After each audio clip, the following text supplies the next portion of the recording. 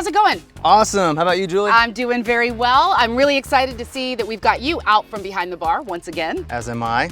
As you remember in the last episode, we were poolside, but today we're doing something a little different again.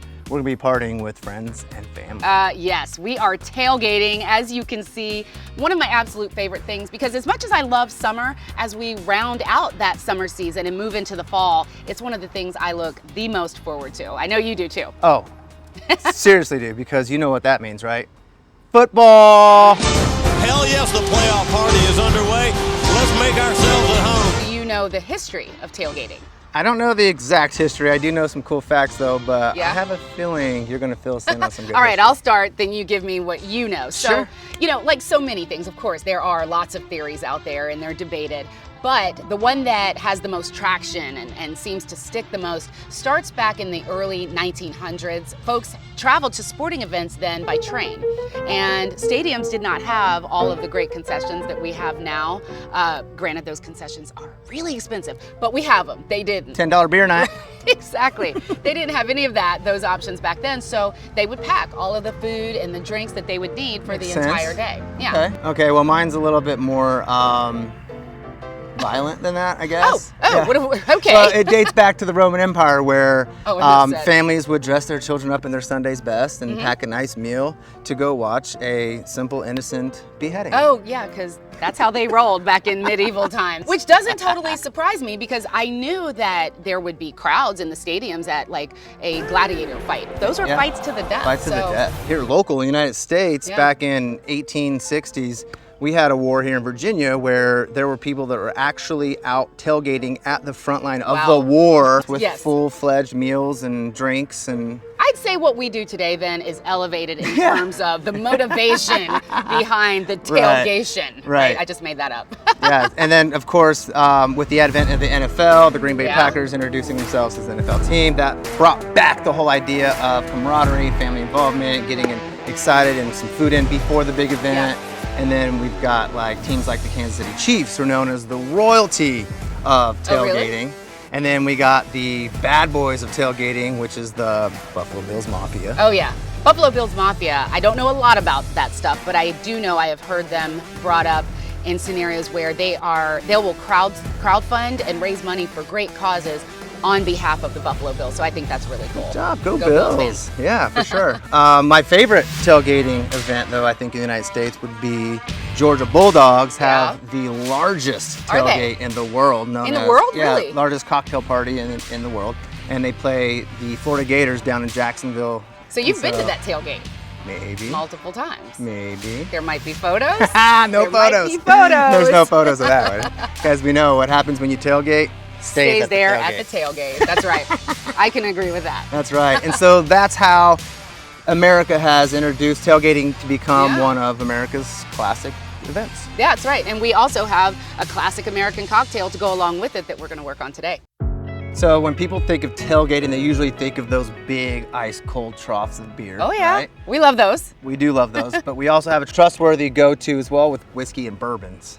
Oh gosh, yeah, that's definitely a go-to because people can have that any way they like. You can do it neat. You can add a little Coke to it and put it in a flask. Whatever you want to do, like pick your poison. Exactly, and we're gonna take those ideas, what she said, those trusty go-tos, and do what we do best here at The Mix, and we're gonna elevate them. That's how we roll. That's how we roll. So what we're gonna do today is we're gonna make one huge big batch of the classic old fashioned. Oh wow, literally the most classic American cocktail, but you're going to do it in batch form. That's right. That's We're gonna keep all the balance of what you get when you make an old fashioned, Uh-huh. and we're gonna put it in one big batch, and you only have to do it once. We're gonna go through a little sampling real quick just to show you what options you have for your old fashioned. I'm gonna start you off with the Woodford Reserve, as Okay. you very familiar with. Oh, yeah. Being a Kentucky favorite I call and this the home sponsor of the Kentucky Derby. Kentucky Derby. Yeah, I call this home juice. Home juice. All right, here we go. This one ready. Always so good. The best thing about this is it is super smooth. It goes down so easily. That's really important to me. I like the flavor of whiskeys and bourbons, but it's got to be smooth. Well, try this one, old fashioned. Okay. Is what we're gonna make the old fashioned out of today. Yep. The Old Forester, which is known for the advent of double casking or double barreling. So it's gonna give it more of an oak flavor because it's double barrel. Is that how I described that? I was going to say, because it instantly, even before I could taste it, that smell, the big You heard it difference right off the between top. the two. Yeah. Right. So that's the oaky flavor. Sorry. Right. Hold on. Now I'm going to lighten it up a little bit more next with your Jack Daniel's Single Barrel Select. This has got 94 proof, so it's going to have a little punch on it, but it should be a smooth finish. Nice legs on it. Very nice legs. Hey, Jack. You can never go wrong. Yeah. That's really good. And again, if it's the right words, I'm getting fruity notes in there, kind of like an orangey, citrusy flavor. So it's probably more of a lighter one than the other two. Yeah, so yeah. far. As is this one, you can even tell by looking at it. That's right. That one's colors. a very light color. That's a Gentleman Jack, of course. This is the one that we talked about in previous episodes. Go back to our bourbon episodes, guys. We talked about a lot of this stuff. This one sifts through 10 feet of charcoal. That's the charcoal filtration that you taught us right. about. Yeah. You teach us a lot of stuff, Phil. You have an equation that you come up with to describe the difference between a whiskey and a bourbon, right? Yeah, so we go back to my mathematical days back in geometry. So all squares are rectangles, but not all rectangles are squares. So that's true with whiskeys and bourbons.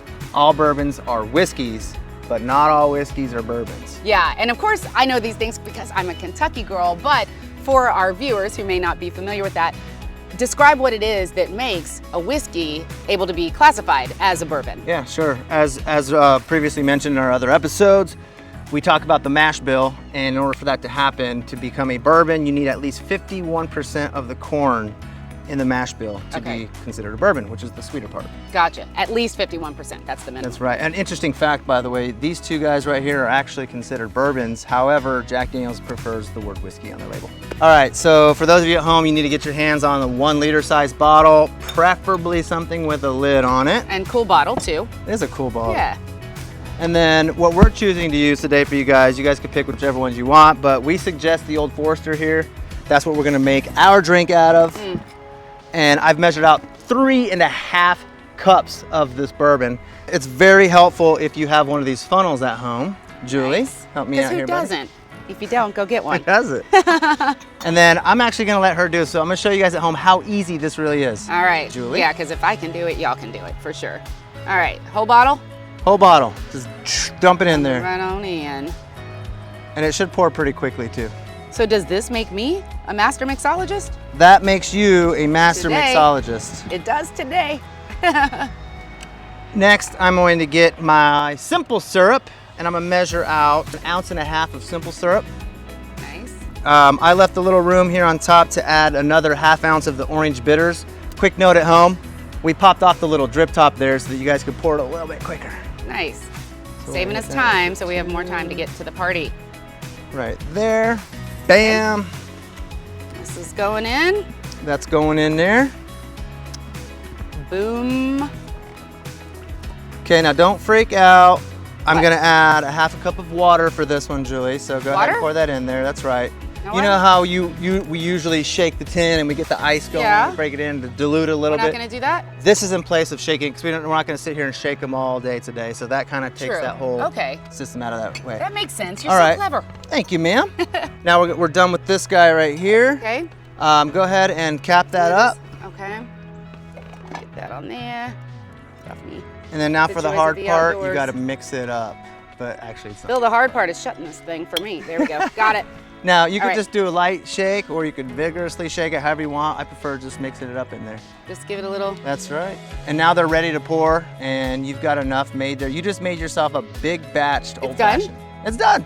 Okay, Yeah. okay, you said it. You said it was easy. It is easy. So now, for the most important part, actually, I'm gonna let you hold this here. All right, perfect. So I put about a quarter to half a glass of ice in there, and I'm going to give her about 3/4 of a cup full of this already made big batch old-fashioned.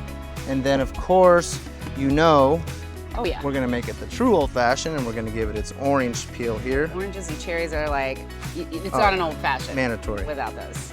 Yeah. I love it. Goes great with that orange aromatic bitters as well. And I know Phil's got his tricks. You like to go around the rim. I do like to go around the rim. So you get a little flavor of the orange with every sip. Get your little citrus in there, let that sit nice and neat. And then Julie's favorite, Love the these Luxardo things. cherry. Oh, they're so good and sweet. boom, right Look there at on that, top. how pretty. Give you a little extra cherry juice. Perfect, thank you. And it is now ready to enjoy. Yeah. Cheers, y'all. Ooh, Phil, that is perfect. And the little extra cherry juice is great for me Helps too. it out. That's so good. That's a great looking drink, isn't it? Game day perfection. So you get to remain our master. Dang it. I am the Mac. Return of the You Mac. get to remain our master. The fun. Really? The car's not even cute. If this wins up at the outtake, that was a white whatever that was with the pink, hot pink rims. Where'd that come from? Serious talking from his butt.